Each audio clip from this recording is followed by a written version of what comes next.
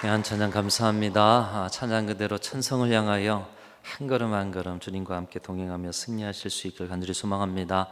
오늘은 10월 마지막 주요, 또 10월의 마지막 날인데요.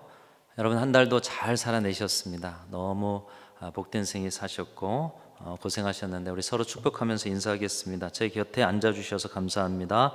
11월에도 잘 될 것입니다. 이렇게 한번 축복하면서 인사하겠습니다.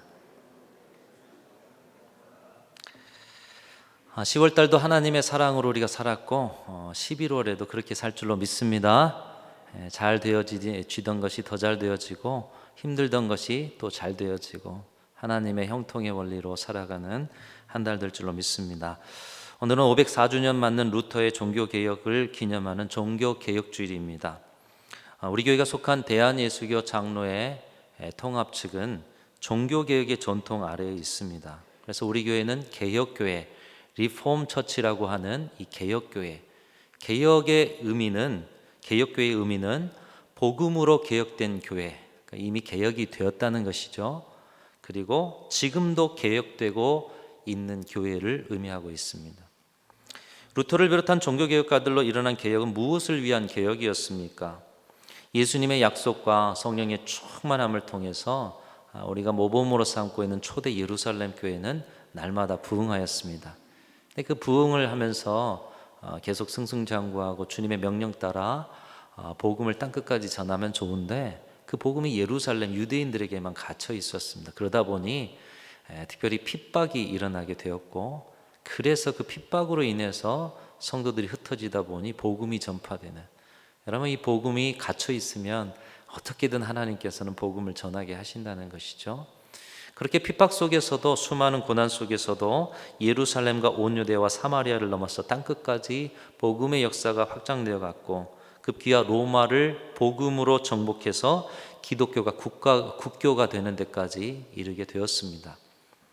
그러나 이스라엘 백성들이 가나안 땅에 들어가서 이 가나안의 풍요로움과 안정 때문에 그런지 그들이 타락했듯이 이 국교가 된, 로마의 국교가 된 이 기독교가 그 안정과 풍요로움 속에서 온 세계 열방의 복음을 전하면 좋은데, 그리스도의 몸된 교회의 정체를 잃어가고 인간의 욕심을 채우고 불안을 해소하는 하나의 종교로 전락해 버리는, 그래서 타락의 지경까지 이르러 갔던 것입니다. 여러분 잘 아시는 면죄부를 팔아서 일부의 사람들이 배를 채우고요, 인간인 교황의 말이 틀린 것이 없다라는 교황무호설. 여러분 인간의 말은 틀릴 수 있죠. 오늘 이 앞에서 성령의 충만한 힘입어서 복음을 전하고 말씀을 선포하려고 애써도 부족한 정도 인간에게 틀릴 수 있죠. 그런데 교황의 말이 틀리지 않다, 교황무호설을 주장하면서 교황의 권한을 강화합니다. 그렇게 되면서 신앙이 금권화되고 교권화되고 정치화되어 가므로 교회는 예수 없는 교회가 되어지고 하나님 중심이 아닌 사람 중심이 되는 그런 교회가 되어버렸습니다. 이런 타락을 두고 볼 수 없어서 1517년 10월 31일 로마 카톨릭 교회를 개혁하여서 하나님 앞에 교회를 바로 세우고자 비텐베르그 성당 정문에 루터는 95개 조항의 개혁문을 공포하면서 개혁운동을 시작하였습니다. 우리는 이날을 기념하면서 우리 개신교가 밟고 서 있는 터전이 개혁교회의 전통임을 확인하고, 개혁교회의 의미처럼 우리는 이미 복음으로 개혁된 교회인가? 우리는 지금도 여전히 개혁되어 가고 있는, 개혁이 계속해서 이루어져 가고 있는 개혁교회인가? 이것을 질문하고 그리스도의 몸인 교회로 서기를 결단하고자 종교개혁주의를 기념하고 있는 것입니다. 이 개혁교회로서의 점검이 왜 중요한 것입니까? 여러분 우리도 계속해서 개혁되어 가지 않으면 우리는 개혁된 교회, 지금도 개혁되고 있는 리폼 처치가 아닌 개혁의 대상이 되는 교회가 되기 때문인 것입니다. 우리 스스로 개혁하지 않으면 하나님께서 누군가의 손으로 개혁이 대상이 되는 그런 교회로 개혁을 하신다라는 것입니다. 오늘날 물질적으로 도덕적으로 교회가 많이 타락했다, 이런 이야기가 많고요. 교권주의 기복신앙 교회의 분열이 만연하고 있는 우리 한국 교회를 본다, 이런 이야기들이 많습니다. 코로나로 많이 좀 조용해졌지만 우리 한국교회를 두고 참 안타까운 이야기들이 많았습니다. 여러분, 루터가 지금 살아서 또다시 95개조의 방방문을 써붙이고 종교개혁을 부르짖는다라면 여러분, 세계 어느 교회에서 개혁을 부르짖을까요? 과연 루터가 순천에서 종교개혁을 일으킨다라면 어떤 교회의 대문에 95개조의 이 개혁문을 써붙일까? 여러분, 생각해 보신 적이 있으십니까? 왜 세상이 교회를 걱정하는 시대가 되었다고들 할까요? 특별히 우리가 코로나 시절에 지금 겪고 있습니다. 우리가 특별히 사회에 많은 해를 입히지도 않았고 지금도 많은 것으로 섬기고 있으며 코로나에 대해서도 최선을 다해서, 특별히 코로나에 대해서 각 교회가 얼마나 조심하고 있어요. 발빠르게 움직여서 온도 체크도 하고 대응도 하고 거리두기에서 앉기도 하고, 다른 것도 불가피하게 감염이 될 수 있고 교회도 또 마찬가지 아니었습니까? 그런데 유난히 교회를 향해서 강하게 손가락질을 하고 있는 것이죠. 여러분, 왜 그럴까요? 그것은 한국교회가 개혁해야 할 그때에 바로 개혁하지를 못했고, 개혁을 해야 한다는 것을 알면서도 개혁의 용기를 내지 못해서 지금도 개혁되고 있는 교회로 서지 못하고 있는 자리가 있다는 것을 반증하고 있는 것입니다. 우리는 개혁교회의 이 전통 위에 서 있는데 그 선배들의 개혁의 정신이 지금도 이루어져서 지금도 개혁되고 있는 교회인가? 그러지 못한 자리가 있음을 반증하고 있다는 것이. 왜 젊은이들이 교회에서 비전을 발견하지 못하고 왜 사회가 교회를 그들의 이웃으로 인정하지 않는 일들이 많아지고 있을까요? 개혁교회가 개혁되지 못하였기 때문인 것입니다.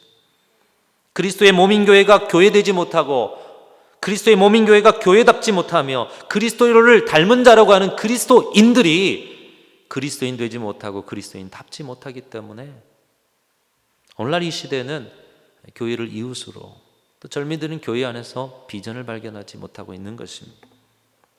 종교개혁주의를 맞아서 우리는 우리 교회와 우리 자신을 개혁교회로 세우기를 결단하고 하나님이 기뻐하시는 교회, 하나님이 기뻐하시는 성도로 서기를 결단해야 할 것입니다. 그 개혁의 원리와 실천을 오늘 본문에서 예수님께서 보여주고 계십니다.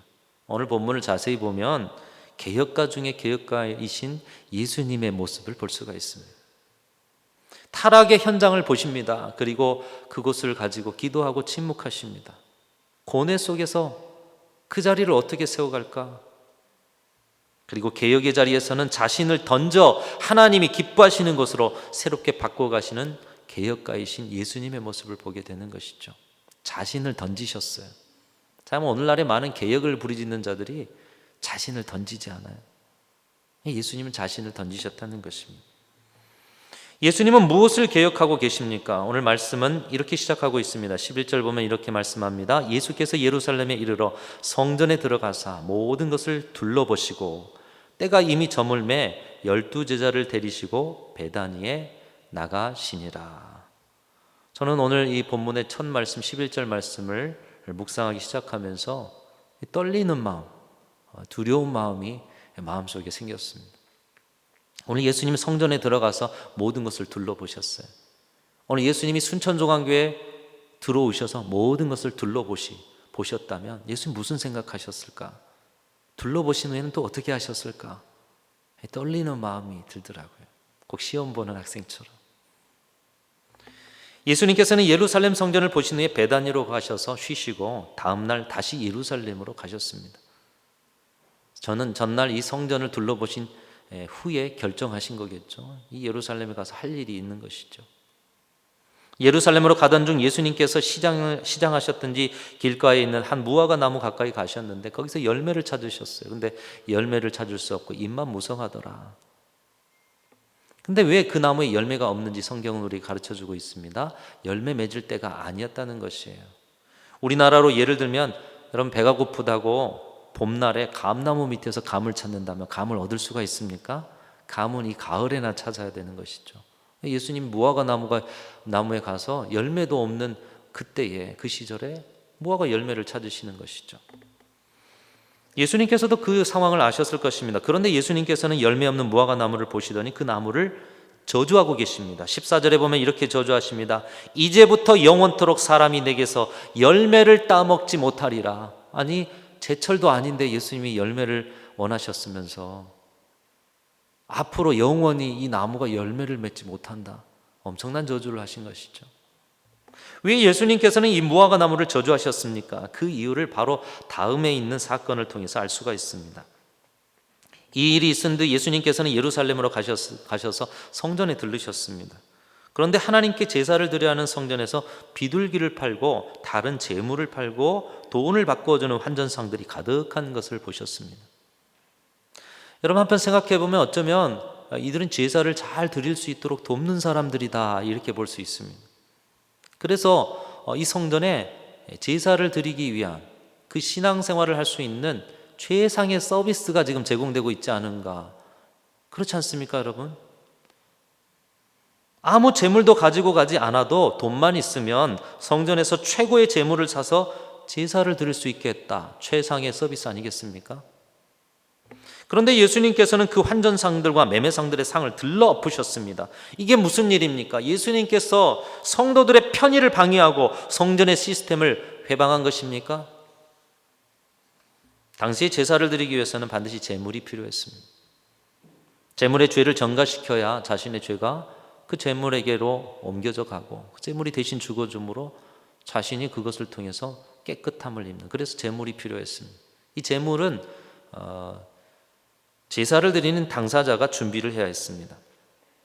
자신의 집에서 가져가든지 아니면 어디서 사오든지, 중요한 것은 흠이 없는 제물을 구해서 예루살렘 성전까지 제물을 잘 데려가야 했다라는 것입니다. 그런데 여러분, 집에서 이 순천 지역에서도 여러분 집에서 동물을 한 마리 끌고 올 때 흠이 없이 데리고 온다는 건 쉬운 일 아니지 않습니까?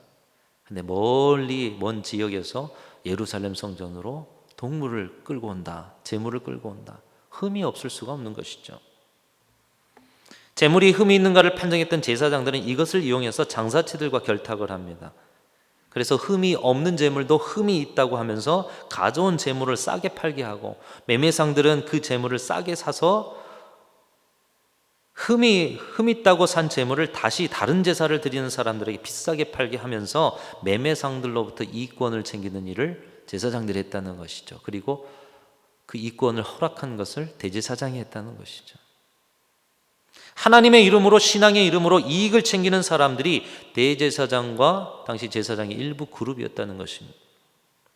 예수님께서는 그것을 아셨습니다. 오직 성전은 하나님 앞에 기도하는 곳이요, 오직 하나님 앞에 제사 드리는 목적 위에 모든 일을 금하시면서 거룩한 하나님의 전을 강도의 소굴로 만들었다고 분노하시고 그들의 상을 뒤엎으신 것입니다. 거룩한 성전을, 하나님 앞에 예배할 이곳을, 주님 앞에 기도하며 주님과 거룩한 관계로 나가야 하는 이곳을 더럽혔다. 강도의 소굴로 만들었다. 여러분, 그러나 한번 생각해보면 그들은 열심을 내었습니다. 제사 드리기 위해서 분주하게 뛰어다녔습니다. 재물이 없거나 재물이 흠 있는 자들을 위해서 길을 내었습니다. 꼭 하나님을 위해서 활기가 넘치는 것 같고 사람들은 또 많이 모여서 그런 제사를 드리고 있습니다. 그러나 예수님은 그들의 열심과 분주함 속에서도 강도의 모습을 보았다, 이렇게 말씀하고 있습니다. 강도는 어떤 존재입니까? 남의 것을 빼앗는 사람입니다. 남의 것을 빼앗고 해를 입히는 사람. 예수님은 성전 안에서 하나님의 것을 자기의 것으로 취하고 백성들의 순수한 예배의 마음을 이용해서 이익을 취하는 강도의 모습을 보았던 것입니다. 무언가 열심은 넘치지만 그곳에서 하나님께서 받으실 만한 열매가 없음을 보셨던 것입니다. 잎사귀만 있고 열매가 없는 무화과 나무의 모습을 그 성전 안에서 보셨다는 것이에요. 그러나 이러한 예수님의 지적에 깨닫고 자신들의 잘못되고 강도와 같은 모습을 회개하고 그 잘못된 열심을 내려놓고 하나님만을 예배하는 거룩한 성전으로 세워가야 할 그들이 오늘 말씀 후반을 보면은 예수님을 어떻게 죽일까 의논하고 있습니다. 예수님께서 개혁가로 오셔도 그들은 개혁에 동참하기는커녕 예수님을 십자가에 못 박았습니다. 여러분, 그들이 개혁할 수 없었던 이유가 무엇이었을까요? 개혁의 모습으로 예수님께서 개혁가의 모습으로 오셔도 그들이 개혁되지 않았어요. 그들이 개혁하지 못한 모습은 무엇 때문이었을까요? 루터와 함께 종교개혁가들이 개혁을 부릴 때도 카톨릭 교회는 오늘 본문의 대제사장과 서기관들과 같이 스스로 개혁하지 못하고 오늘날까지도 그 자리에 머물러 있었습니다. 그들이 개혁에 동참하지 못한 이유가 무엇이었습니까? 진정한 개혁은 무엇을 해야 진정한 개혁이 이루어지겠습니까? 오늘날 그들을 개혁하고 교회라는 이름으로써 우리와 같은 개혁교회로 서 있는 많은 교회들은 과연 진정한 개혁을 이루고 있는 교회입니까? 종교개혁가들은 개혁을 위해서 5가지 본질적인 모토를 부르짖었습니다. 이 5가지 모토는 지금도 우리가 개혁교회인가를 점검하는 시금석이 되고 있습니다. 여러분, 이 5가지 한번 따라 하겠습니다. 오직 성경, 오직 예수, 오직 은혜, 오직 믿음, 오직 하나님께 영광. 여러분, 이렇게만 사시면 여러분의 삶은 늘 개혁이고 늘 새 것입니다. 오직 성경, 오직 예수, 오직 은혜, 오직 믿음, 오직 하나님께 영광. 근데 이 5가지를 한 3가지로 또 요약해 볼 수가 있습니다. 오직 성경 말씀을 대체할 수 있는 것은 없으니까 오직 성경이요. 오직 예수, 오직 은혜, 오직 믿음은 이 모두가 다 구원의 길을 열어가는 것입니다. 예수님께서 우리에게 구원의 증거가 되어 주셨고요. 그 다음에 오직 은혜, 우리 구원의 길을 가는 과정 가운데 주시는 것이 은혜요, 또 믿음으로 구원에 이르는 것이죠. 그래서 이것을 오직 구원으로 이야기해 볼 수 있겠습니다. 또 오직 하나님께 영광, 대체할 수 있는 것이 없죠. 그래서 이 5가지를 3가지로 요약해 볼 수 있는데, 오늘 예수님께서 그 성전에 거룩해지지 못한 강도의 소굴 같은 그곳을 개혁하시되 이 3가지의 모습을 회복하도록 예수님께서 그곳을 개혁하셨다는 것입니다. 우리가 개혁교회로서 개혁된 교회, 지금도 개혁하는 교회로 교회를 교회되게 하시고 교회를 교회답게 만드시는 주님, 성도를 성도되게 하시고 성도를 성도답게 만드시는 개혁가이신 예수님의 개혁에 동참하기 위해서 이 3가지를 바로 해야 한다는 것입니다. 첫 번째, 오직 성경입니다. 말씀의 깨달음에 있는 자리가 개혁의 자리라는 것이에요. 말씀을 깨닫지 못한다면 그 어떤 것도 개혁될 수가 없다는 것입니다. 오늘 이 자리에서도 우리가 하나라도 말씀을 깨달을 때 그 깨달은 말씀으로 개혁되는 것이지, 오랜 연륜 가운데 신앙생활을 해도 말씀의 깨달음이 없으면 개혁될 수가 없다는 것입니다. 예수님께서 성전을 청결하게 하실 수밖에 없었던 이유는 그들이 하나님의 뜻을 깨닫지 못하고 말씀이 가르치는 길을 잘 알지 못했기 때문인 것입니다. 그들은 율법을 너무나도 잘 알았습니다. 그런데 율법을 강조하기는 했지만 여러분, 그들은 율법에 담긴 하나님의 사랑을 알지 못했어요. 또 제사는 어떻습니까? 제사의 근본적인 목적은 하나님께로 나아가는 길을 여는 것이었는데 제사 자체가 목적이 아니지 않습니까? 그것을 통해 하나님께로 나아가는 길을 열고 하나님과 교제하고 하나님께 영광을 올려드리고 우리 인생과 신앙의 본질적인 자리로 나아가는 것이 제사의 근본 목적인데, 그들의 제사는 형식만 있었고 마음과 뜻과 정성을 다하는 중심이 빠져버린 그런 제사였던 것입니다. 예수님께서는 하나님의 뜻과 다른 말씀이 없는 자리를 개혁하셨다라는 것입니다. 그 개혁은 예수님께서 친히 말씀의 성취가 되셔서 십자가의 제물로 돌아가심으로 이 땅에 하나님의 말씀의 완성을 이루셨고, 또 이 땅에 계셨을 때 그 말씀을 친히 가르쳐 주심으로 개혁을 이루셨습니다. 성경을 보면 숱한 이스라엘의 역사를 보아도 듣기는 들어도 깨닫지 못하고 보기는 보아도 깨닫지 못함으로 그들이 개혁되지 못한 모습을 많이 볼 수가 있습니다. 출애굽을 했는데 이스라엘 백성이 그 출애굽의 과정 속에서도, 가나안에 들어가서도, 또 나라를 이루는 과정 속에서도 그들은 깨닫지 못하고 말씀의 그 의미를 알지 못하고 여전히 자신들의 길에 감으로 사람 막대기와 인생 채찍으로 그들의 삶을 하나님께서 친히 개혁하셔야 변화되는, 여러분, 그러나 수문학 강정에서 말씀을 들어 읽을 때 또 요시야가 숨겨져 있는 그 말씀을 찾아 그 말씀을 읽고 말씀대로 순종하여 행할 때 말씀에 사로잡힌 자들을 통해서 개혁이 일어났음을 성경은 우리에게 보여주고 있습니다. 종교개혁의 시작도 그렇습니다.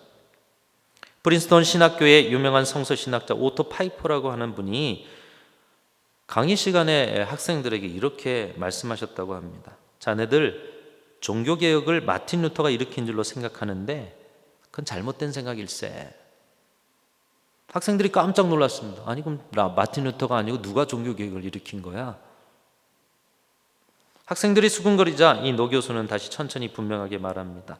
종교개혁은 루터가 갈라디아서를 읽을 때, 루터가 갈라디아서 말씀에 귀를 기울일 때 그 말씀이 그 안에서 폭발적인 역사를 일으킨 것이라네. 그 갈라디아서의 진리가 그 사람을 폭발시켜 루터는 더 이상 진리를 전하지 않으면 살 수 없는 사람이 되었고 그것이 종교개혁을 일으켰다네.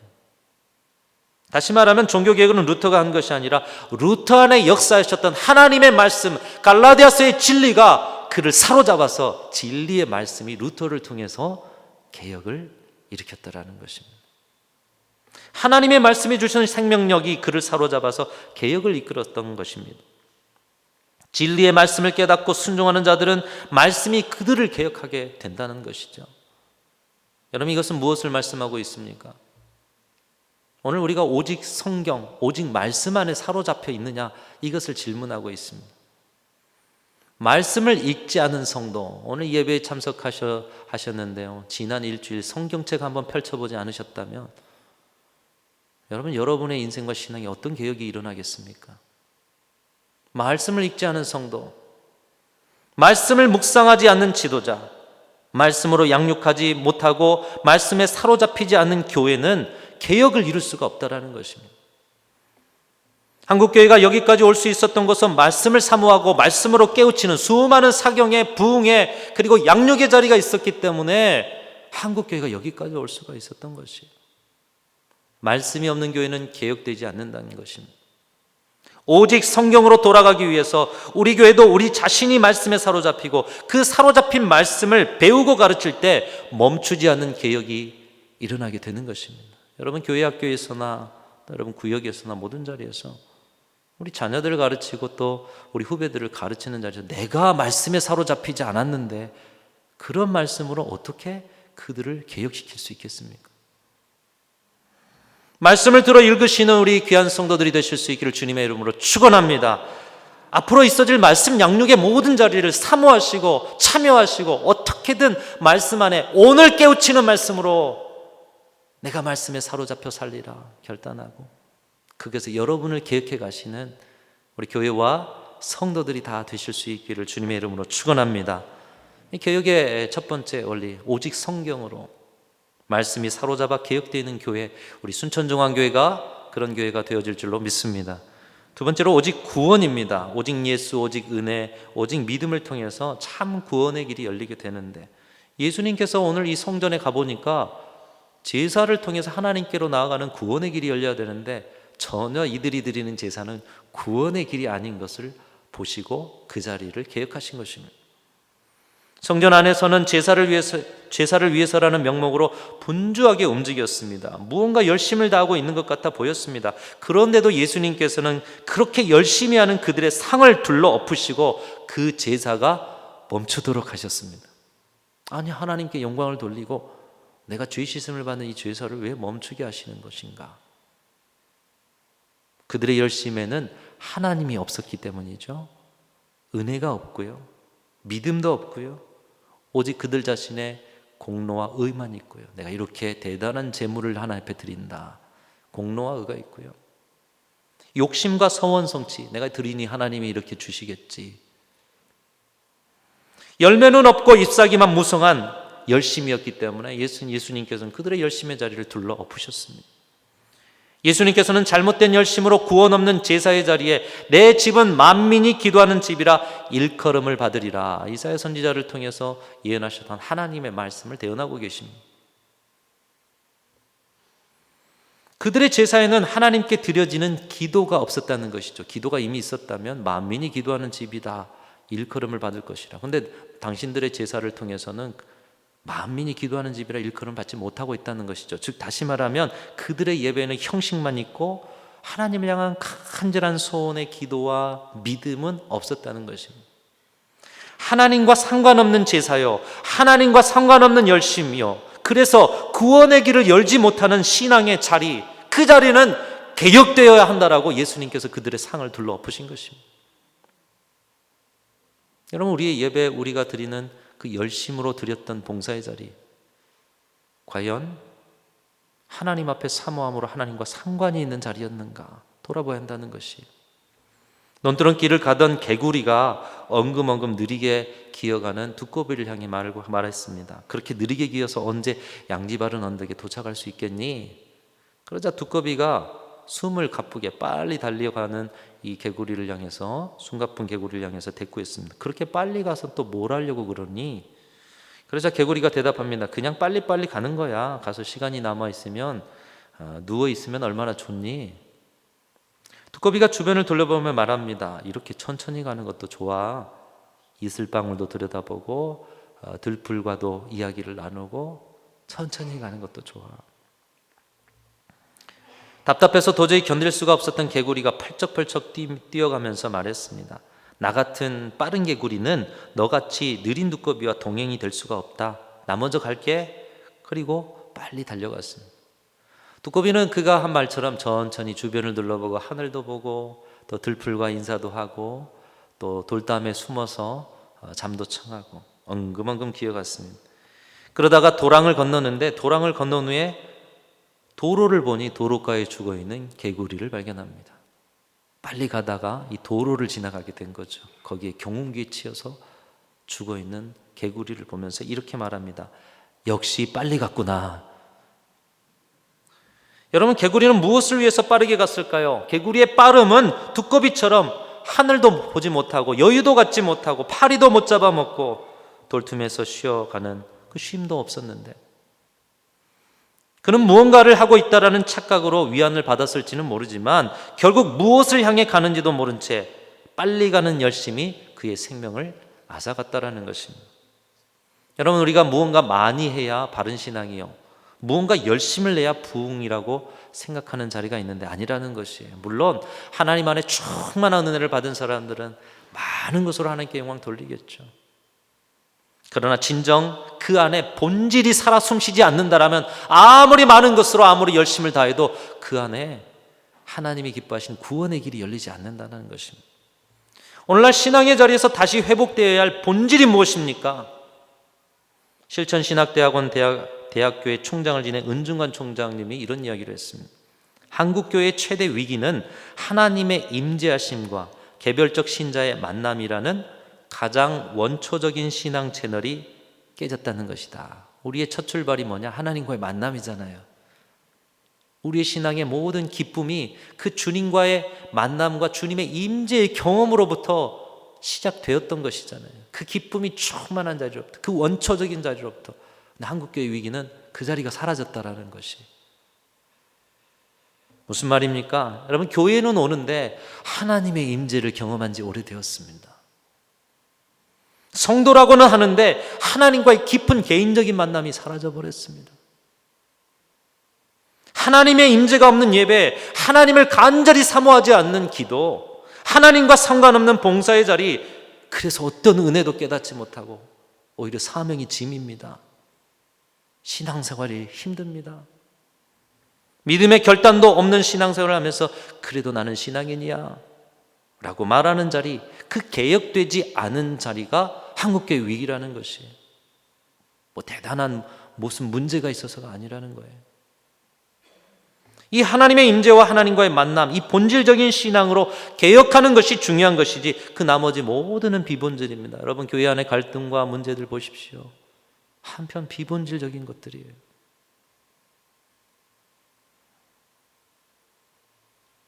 하나님의 임재를 경험하고 하나님과의 만남을 위해서 오늘도 이 비본적인 모든 것을 총력을 다해서 본질을 살리기 위해서 힘써야 하는 것, 그것이 교회가 해야 할 일인 것입니다.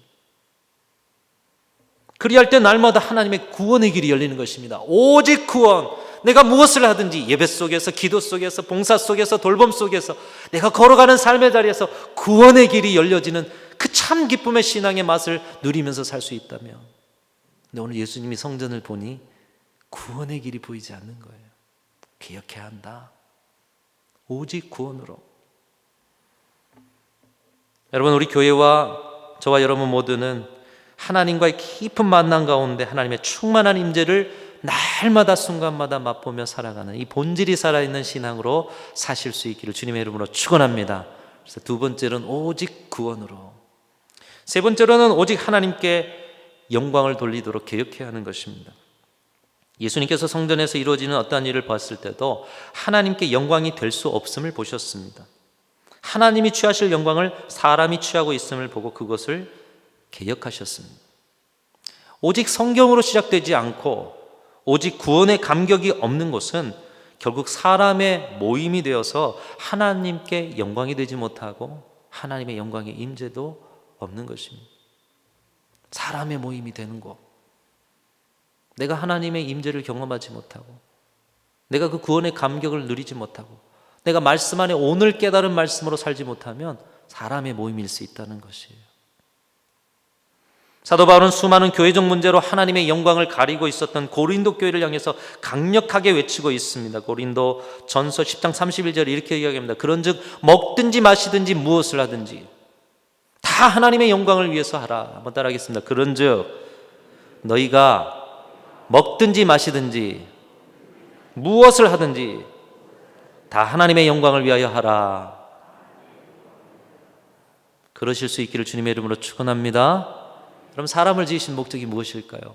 하나님을 즐거워하고 그분의 기쁨을 주고 그분을 찬송하기 위함이다. 결국 하나님께 영광 돌리는 삶이요. 교회를 세우신 까닭이 무엇일까요? 그리스도의 몸으로 그리스도의 분신으로 이 땅의 영혼을 구원을 위해서 애쓰라고 하시지만 결국 그것을 통해서 하나님께 영광 돌리는 것 아니겠습니까? 우리의 그 어떤 것으로도 하나님의 영광이 되어지는 교회, 우리가 꿈꾸는 교회가 되어야 될 줄로 믿습니다. 오직 하나님의 영광을 위해서 우리의 모든 일들이 하나님께 영광이 되고 그런 교회에 하나님의 영광이 충만히 임재하여서 세상에서 볼 수 없는 그 신앙의 즐거움이 넘쳐나는 그런 기쁨이 넘쳐나는 교회, 날마다 그렇게 개혁되어지는 은혜가 넘쳐나는 순천중앙교회, 여러분 우리 교회가 그런 교회가 되기를 간절히 소망합니다. 개혁교회는 개혁되어야 한다. 개혁교회 성도도 날마다 개혁되어야 한다. 오늘 그 한 가지 기억하면서 이 개혁의 의미, 개혁가로서 우리 가운데 모범을 보이신 예수님처럼 여러분의 신앙을 또 우리 교회를 그렇게 아름다운 교회로 새롭게 변화시켜가는 저와 여러분들이 다 되실 수 있기를 주님의 이름으로 축원합니다. 하나님 아버지 감사합니다. 우리 순천중앙교회가 오직 말씀이 사로잡아 말씀 앞에 개혁하는 교회가 되기를 간절히 소망합니다. 또 그 교회의 모든 자리와 신앙의 자리가 하나님과 깊은 관계와 만남으로 충만한 임재의 본질로부터 출발하는 교회가 되기를 소망합니다. 그래서 모든 것이 하나님께 영광이 되고 그 일을 위해서 오늘 또 내일 또 개혁이 멈추지 않는 진정한 개혁교회로 설 수 있도록 주님 도와 주시옵소서. 예수님의 이름으로 간절히 기도하옵나이다. 아멘.